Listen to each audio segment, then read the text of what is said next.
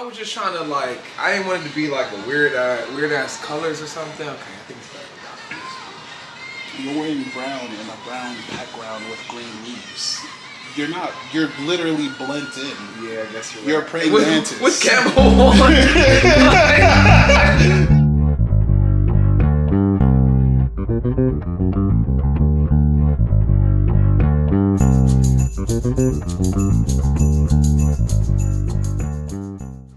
Introduce myself. Well, shit, man. I go by Rodger. I guess that's my name. I represent a brand called Friends. 2018, it was amongst friends. And you know, I just try to bring people together off genuine friendship. You know, not to define the word with the word, but just, you know, unique opportunities to interact with others and build something that maybe you wouldn't have before. It's started with some dinner parties and just kind of actually started with a FAMU after party. Let's take a deep dive on that, because the first time I met you was when we did the event at your boy's crib. It was supposed to be at his crib. But we ended up taking it over to Sandlot. The older location. So let's start with FAMU. Well, I mean, FAMU, was just party town. So, that... They don't know FAMU. They've heard of FAMU. You're the experience. Damn, now I got to be the representative, the highest of 7 Hills. It's kind of funny because we touched on that too, like being a representative for everything you've done. Yeah. This is true. Your track record, you know, if I guess if you're lucky, your legend precedes you, but you do have to, you know, show up as that. So. And if the environment permits it. Yeah. You know, also, you know, read the room. Popping every year, is it? What do you mean? Like, have they ever had an off year when they just weren't the most popping? Oh, what year? Off. I'm sorry, we don't. Off year. We always have the year, but so you're off year? Someone gotta ask. If I'm gonna represent a fan, if I'm gonna represent a fan, but then it's not ice. So it's water. But it's not ice. It had its moment. But we talking about ice. And ice always cold. Okay, all right. I'm not even gonna touch that. That's you guys. I'm not even gonna touch that. That's a completely separate topic right there. Well, that. Hold on, no, I'm not even a representative. No, I know, but it's funny because no. But go ahead. Yeah. So anywho, you know, the highest 7 Hills. It doesn't. I think it is the epitome of a lot of things. But you know, it's not a competition. I don't want to, you know, try to one up any other HBCU. It wouldn't be hard. But I'm with you. But that's where the partying started. Or I wouldn't say party, but bringing people together. And usually it does happen at a party. Since I guess. I've met you, you've been more about the people and not the party. Yeah, and that's like it's just a blessing when it becomes popular. Yeah, and that's definitely. I think currently I understand it that way, where it is about the people rather than the party. But you know, there does have to be a reason for people coming together. And it could be something very finite and, you know, very simple, or it could be, you know, purposeful and intentional. Like one of DC's first black-owned cookouts. Right. Yeah, with only black chefs. Yeah, I do gotta give it to Safeway. I will throw it out there. Safeway for years. I'm not sure if they still do it currently, but Safeway for years had the barbecue cook-off, and that was forever a thing. My grandmother used to work at Safeway. I got to rep for her. This new generation, I got to rep for her. But no, that's fair. But if we're just saying first DC black chefs and when I brought it up, I asked. I was like, hey, does any other company within DC do a black-owned black barbecue in terms of the chefs are black and it's black owned? Is Safeway black owned? Okay, you got me there. Okay, I have no clue. I have no clue at all. Because like DC does a lot of things. Like they do go-go. Yeah. And DC also isn't the chocolate city that it used to be. So there's not a lot of things. But the chocolate is still around. Of course. Even though there's always with displacement and people like moving out into different neighborhoods, they still come back and the culture is still here for them. Yeah.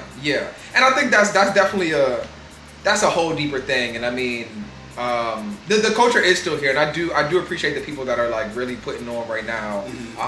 My boy Drew Keys definitely holding it down with the go-go and like, you know, hit songs mixes. I fuck with like what DJ Damo's doing and how, like, you know, she's putting on for the city. Even the rappers, I think, you know, as DC rappers is kind of coming up and doing just shit that I don't want to say DC hasn't done before, but like just at least like repping DC while they're doing it. A different kind of relevance. Yeah. And you know, it's spreading even, and then even look at what DC is attracting.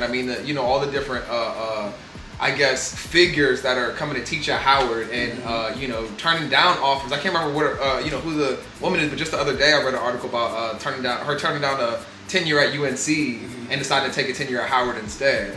Or being Nick Cannon, who don't miss when he shoot. I mean, because he did go to Howard. Yeah, he did go to Howard. Yeah, I think he had like 6 this month. Yeah, that's crazy. For the month of June. That's crazy. It's a firework. So it's a display. Yeah, but you know he got the bag, so he can bags. Several. He's gonna take care of what he need to take care of. I would assume. Yeah. But yeah, man, no. I mean, coming from you know that kind of background. I mean, I feel like there was always something going on. Always, I mean, an event, a party, whatever it might be. So you know, you just learn how to mix with people different. And in all honesty, being from DC, that wasn't like the norm. You got your clique, your neighborhood, your areas. So I was born in Northeast, lived in Northwest. Grew up in Silver Spring. Okay. And I mean that differentiation isn't always necessary, but you know, just to be particular, I mean, you know, definitely got roots and an upbringing in 2 different places. But all DMV. But yeah, being from here, that's not the norm where you're just talking to everybody on the street or you're just, you know, super friendly. It's, you know, if I don't know you, I'm keeping it moving. Like, what are we discussing? And, you know, there was a lot of territorial, you know, butting heads on whether it's MoCo PG or PGDC or, you know, the different neighborhoods and areas inside of those. Yeah. So going to FAM, it took me a minute to catch on to the hospitality and, you know, be so, I guess, open and just willing to talk to anybody and be genuine about it. So, you know, kind of getting that foundation there and then coming to DC, I mean, even the bros too. I mean, friendship is essential to the soul. Like that, you know, definitely I borrow several, you know, just tactics or principles or whatever from kind of what was ingrained in me, just having to be responsible for other people and having to like actually be considerate and like, nah, this is like somebody that I vouch for and will put my, you know, little ass on the line for to, you know, just I guess continue or like solidify our bond. Not even for the bond, but because like we're both here. Like, you know, these spaces matter. What we're doing here matters. That and I think reference was real. Yeah, no. I mean, did you want to? I mean, no. Okay. It's just that when you said literal ass, I was like, oh yeah. Nah, yeah, that's real for you guys. And I mean, even like but even, you know, in situations like today, just real time and energy to like actually, no, I'm not gonna like just send a text or I'm not gonna like, you know, be a friend from a distance. Like, no, let's in the places that it matters. Hey, I'm showing up and giving or you know, offering very real things, whether it's, you know, things of monetary value or time and energy or, you know, mental your own mental health. I think all of those things, you know, count as showing up and being aware of and accountable for or being willing to contribute to other people in real ways. And I think, you know, bring that to I guess kind of more like of a current space. You know, I think that's what at least I try to you know, offer or at least like in those moments. I mean, you can't dive deep with every single person, but I think with there's always moments, there's intersections, I guess, like I like to call them, where like, hey, we're in this place and there's this opportunity. I mean, even just this conversation, I'm like, oh, okay, we could have done this any other. I could have pulled up tomorrow, like at any point, whatever the case. Any time, but it was like, it was funny because when you called me, this was like a week later. Sure. Right? Yeah. Instead of me being like, for a minute. Instead of me being like, oh man, that was last week. I was like, oh no, hey, hey, what's up, bud? What's good? Like, you heard the energy. I was like, yeah, what's good? Yeah. and that's why when I was thinking, and like, there have been several days I was like, oh, okay, call Juice. And then, you know, I mean, the day just happens, like, oh shit, I was supposed to call, oh, now it's too late, whatever the case. And so just then I had a moment, I was just, coming from something with the family and was out on the mall, literally just laying in the grass, listening to music.